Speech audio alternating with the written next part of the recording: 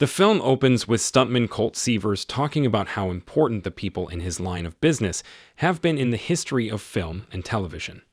Colt takes a lot of hits as a stuntman, but he finds it worth it because he is in love with camera operator Jody Moreno, who aspires to become a director.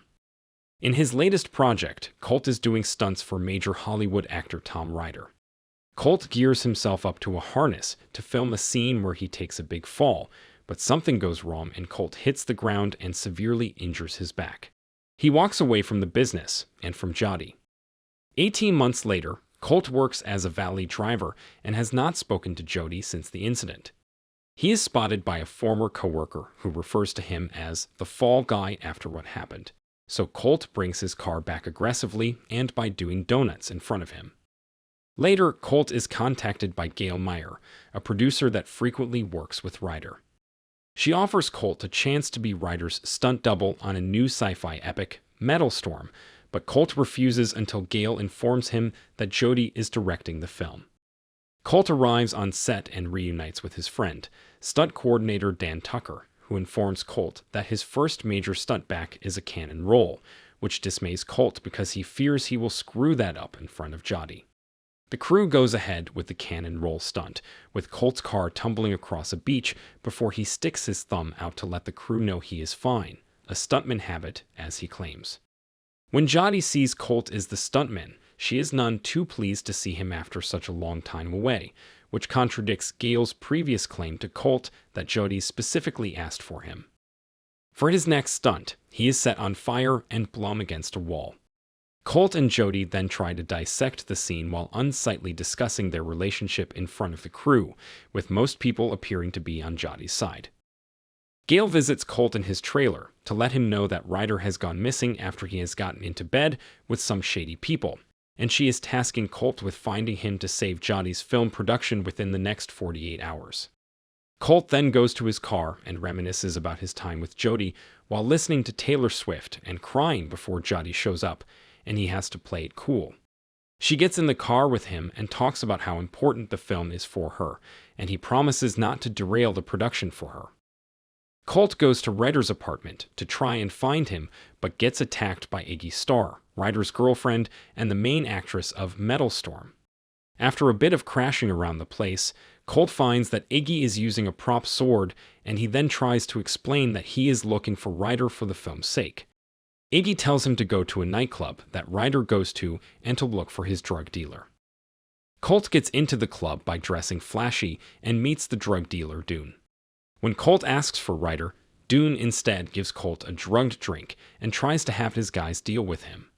Colt starts tripping but manages to beat up 3 goons before chasing Dune outside as he tries to catch a cab. Colt jumps in front of the cab and stops Dune from getting away. He tells Colt that he was paid to drug him and directs him to a hotel to find someone named Kevin and to ask for a fruit platter. Colt also hallucinates seeing a unicorn. At the hotel, Colt runs into Jody, who vents to him that the studio is meddling with her film's love story. Colt then meets the concierge, Kevin, who gives him a fruit platter, which is just the key to Ryder's hotel room. After a few unsuccessful tries with the door key, Colt breaks into the room by knocking the door down. Jody calls him and talks to him about some ideas for the film while playfully bantering. Afterwards, Colt finds the corpse of another stuntman, Henry Herrera. Colt calls Gail, who advises him not to talk to the police, but he does so anyway because one officer approaches him because he is illegally parked.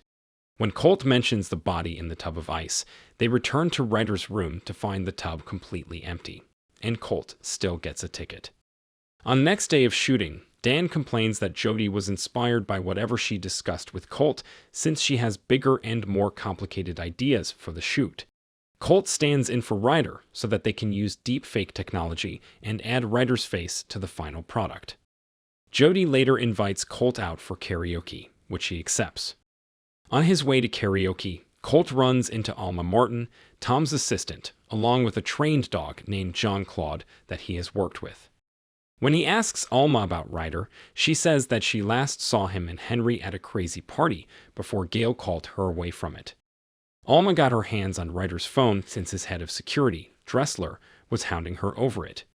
She knows there is something criminal on there and is willing to turn it in, but she tells Colt she wants producer credit on Metalstorm.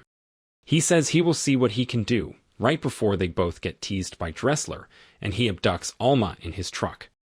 Colt gets Jean-Claude and steals a truck to chase after them, all while Jody is at the karaoke bar waiting for him, and disappointed that he is not there. Jody goes on to perform against all odds, while Colt fights the goons after he and the dog make it onto their van. Jean-Claude bites the goons in the balls before going up front to help Alma get rid of the driver goon. They manage to stop the car, and Colt crashes through the windshield, but he is okay. He then runs with the dog to the karaoke bar, only to find Dan there, and he says that Jody is long gone. Colt and Dan give Ryder's phone to fellow crew member Venti to hack into, but she needs his password. The guys go to Ryder's apartment and go through his wide array of post-it note reminders until they manage to find the password written in plain sight. After Venti unlocks the phone, Colt and Dan find a video of Ryder, Iggy, and some of his buddies with Henry, who makes a crack about Ryder not doing his own stunts. Ryder is seen trying to do a stunt, only to accidentally knock Henry over and kill him. Moments later, Venti calls Dan to inform the guys that the news is reporting on Henry's death and naming Colt as the prime suspect. Soon, Dressler and his goons show up and open fire on Colt and Dan, who quickly take action. Dressler ends up shooting and destroying Ryder's phone out of Colt's hands. They fight off some goons as Colt makes it outside and jumps onto Ryder's boat, crashing through the roof. He then finds himself face-to-face with Ryder before getting knocked out cold. Colt wakes up to find himself tied up, with Ryder demanding his phone back.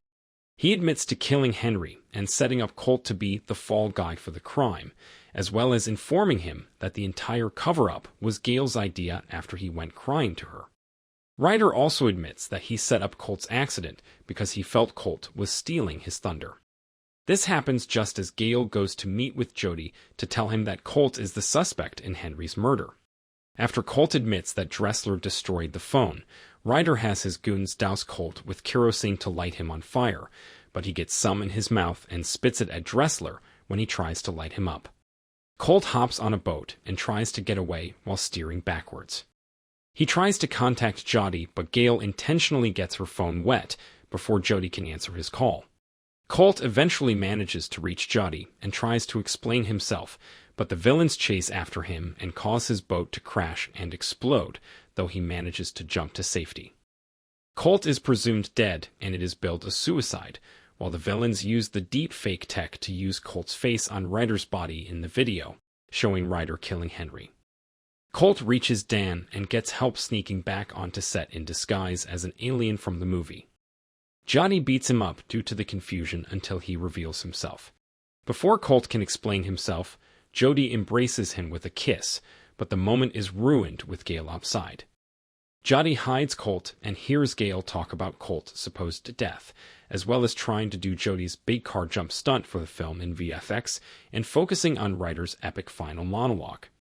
After Gail leaves, Colt and Jody organize a plan to get Ryder to confess to the murder by getting him to make him do the car jump himself since he will be wearing a mic, and he usually forgets he is being recorded, so he is always seen or heard saying whatever he wants unfiltered. The crew gets ready for the big scene and shoots Ryder's monologue. Jody gets Ryder into the car by saying she needs a close-up of him. Colt reveals himself and begins to drive the car away, prompting Dressler and his goons to go after him. Jody and Dan help keep the goons off Colt long enough until he gets Ryder to admit to killing Henry and saying Gail came up with the frame job before Colt pulls off the epic jump across a canyon, which knocks Ryder unconscious. Gail then gets a chopper to come get her and Ryder after she steals his confession tape. With help from Jody, Colt is thrown toward the helicopter and fights both Gail and Ryder until he gets the tape back and jumps down onto a crash mat set up by the crew at the right time. Colt and Jody celebrate their victory with a kiss. Metalstorm eventually hits theaters with Jason Momoa replacing Ryder as the lead actor. The film becomes a major hit, and Alma gets her producer credit. Colt says that while the heroes in the film got their happy ending, he and Jody got theirs as well. The credits show off the stunt shown in the film. At the end, we see the police coming to arrest Ryder and Gail after their chopper crashes. They are met by the lead cops, the stars of the original Fall Guy TV show, but Ryder runs off onto the set to try and call for help. This activates the pyrotechnics and blows Ryder up, leading Alma to call for Momo's agent. If you enjoyed this video, don't be shy to hit the like button, and if you disliked it, hit the dislike button twice, just to be sure. It would be best if you watched the whole movie. Thank you very much for watching. Please subscribe for more videos like this.